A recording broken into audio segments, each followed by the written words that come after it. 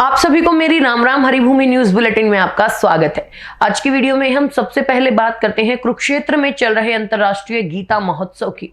आज सोमवार को मुख्यमंत्री नायब सिंह सैनी ने केशव पार्क में 21,000 विद्यार्थियों के साथ 1 मिनट का वैश्विक गीता पाठ किया। इस पाठ में देश विदेश के नागरिक भी ऑनलाइन शामिल हुए। कार्यक्रम में योग गुरु स्वामी रामदेव भी पहुंचे और मुख्यमंत्री के साथ मंच साझा किया।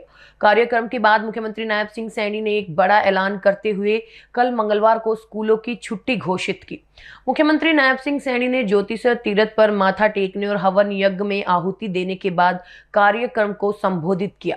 उन्होंने कहा कि गीता के अष्टादश श्लोक से पूरा आकाश गूंज उठा है और ये केवल धार्मिक ही नहीं बल्कि वैज्ञानिक महत्व भी रखता है। उन्होंने कहा कि विज्ञान भी मानता है कि गीता के पाठ से प्राणी को नई ऊर्जा मिलती है, मन को सुकून मिलता है और विचारों में नैतिकता आती है। सीएम ने प्रधानमंत्री नरेंद्र मोदी के मार्गदर्शन की सराहना की, जिनके नेतृत्व में 2016 से गीता महोत्सव को अंतर्राष्ट्रीय स्तर पर मनाया जाने लगा। इस वर्ष 10वें गीता महोत्सव में पहली बार 21,000 विद्यार्थी वैश्विक पाठ से जुड़े, जो पहले 18,000 थे और आज 1 दिसंबर को मुख्य कार्यक्रमों का समापन हो गया, जिसमें शाम को सन्निहित सरोवर पर दीपोत्सव और ब्रह्म सरोवर पर महाआरती का आयोजन भी किया गया। हालांकि सरस और क्राफ्ट मेला 5 दिसंबर तक जारी रहेगा। अगली खबर सोनीपत से। हरियाणा पुलिस की स्पेशल टास्क फोर्स यानी एसटीएफ ने रोहित गोदारा और नवीन बॉक्सर गैंग के 7 सक्रिय शार्प शूटरों को बड़ी साजिश से पहले गिरफ्तार किया है।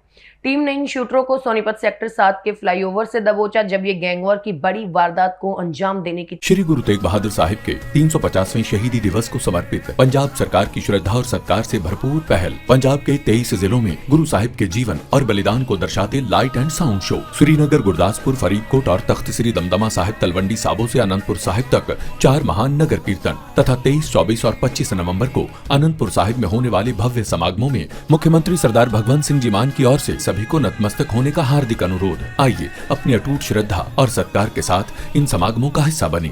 तैयारी में थे। आरोपियों के पास से भारी मात्रा में विदेशी अवैध हथियारों का जखीरा बरामद हुआ है, जिसमें 7 पिस्टल, जिसमें 5 विदेशी फैक्ट्री मेड और 2 देसी शामिल हैं।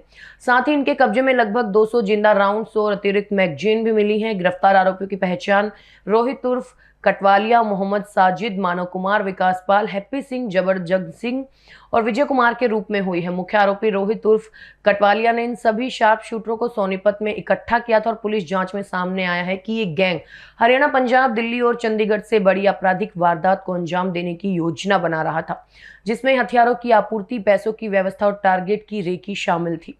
रोहित गोदारा, नवीन बॉक्सर जैसे गैंग सरगना फर्जी पासपोर्ट पर विदेश भाग चुके हैं और वहीं बैठकर अपना नेटवर्क चलाते हैं। एसटीएफ के अनुसार ये गैंग सोशल मीडिया के जरिए युवाओं को अपराध के लिए उकसाता है। हाल ही में इस गैंग ने भिवानी कोर्ट परिसर में लवजीत की हत्या करवाई थी और दादरी में अस्पताल संचालकों को फिरौती के लिए धमकी दी थी। विदेश में बैठकर ये गैंग नियमित रूप से फिरौती, सुपारी किलिंग और हमला करवाने का नेटवर्क चलाता है। अब बात करते हैं रोहतक की।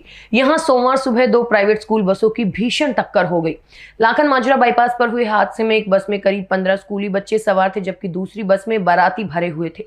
हादसे में 6 लोगों को चोटें आई, जिनमें कुछ बच्चे भी शामिल हैं। दोनों बसों के ड्राइवर भी घायल हुए हैं। सभी घायलों को रोहतक पीजीआई के ट्रॉमा सेंटर में तुरंत भर्ती कराया गया और पुलिस ने बताया कि सोमवार सुबह करीब 8 बजे जेड ग्लोबल भगवतीपुर स्कूल की बस बच्चों को लेकर स्कूल जा रही थी और जब बस लाखन माजरा बाईपास पर कट से यू टर्न ले रही थी, तभी शाहपुर स्कूल की एक अन्य बस से आकर उसे जोरदार टक्कर मार दी।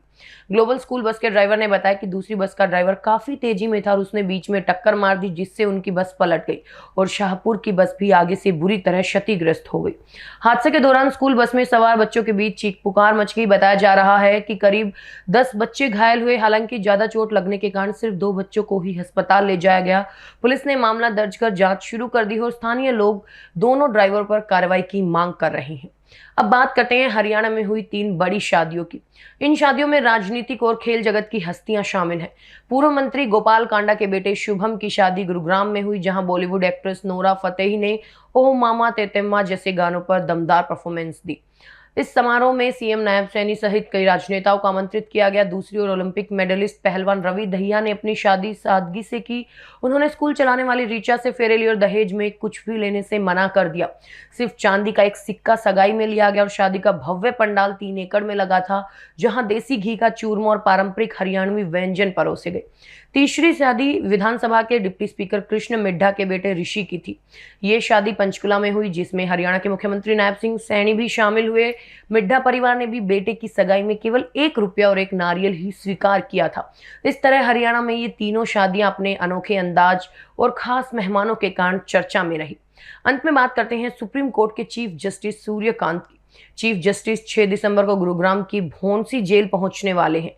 वो यहां नवनिर्मित औद्योगिक प्रशिक्षण संस्थान यानी ITI का उद्घाटन करेंगे और इस बड़े कार्यक्रम की तैयारियों का निरीक्षण करने के लिए सोमवार को पंजाब एवं हरियाणा हाईकोर्ट और जिला कोर्ट के प्रतिनिधि मंडल ने IGB सतीश बालन के साथ भौंसी जेल का दौरा किया।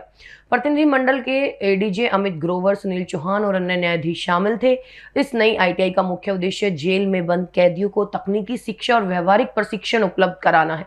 जेल सुपरिटेंडेंट विवेक चौधरी ने बताया कि इस प्रशिक्षण के माध्यम से कैदी रिहाई के बाद सम्मानजनक रोजगार प्राप्त कर सकेंगे और सामाजिक जीवन में दोबारा शामिल हो सकेंगे। जजों के प्रतिनिधि मंडल ने निरीक्षण के दौरान workshop, jail radio, computer lab, electronics lab, physics lab, संगीत शाला, सैलून और स्किल डेवलपमेंट सेंटर का दौरा किया और सभी व्यवस्थाओं को मानकों के अनुरूप पाया। CJI सूर्यकांत 6 दिसंबर को पहले स्किल डेवलपमेंट सेंटर और निर्माण सदन का दौरा करेंगे। इसके बाद वो RTC भौंसी में एक सेमिनार को संबोधित करेंगे। ADJ अमित ग्रोवर ने विश्वास जताया कि ITI जैसे कौशल केंद्र कैदियों के जीवन में सकारात्मक बदलाव लाने में प्रभावित साबित होंगे। हरियाणा की ऐसी ही मुख्य खबरों से जुड़े रहने के लिए हमारे चैनल पर बने रहिए। वीडियो अगर पसंद आया हो तो उसे लाइक करें, शेयर करें, सब्सक्राइब करें। खबर को अगर विस्तार से जानना है तो हरिभूमि अखबार पढ़ें या फिर हरिभूमि वेबसाइट पर जाएं।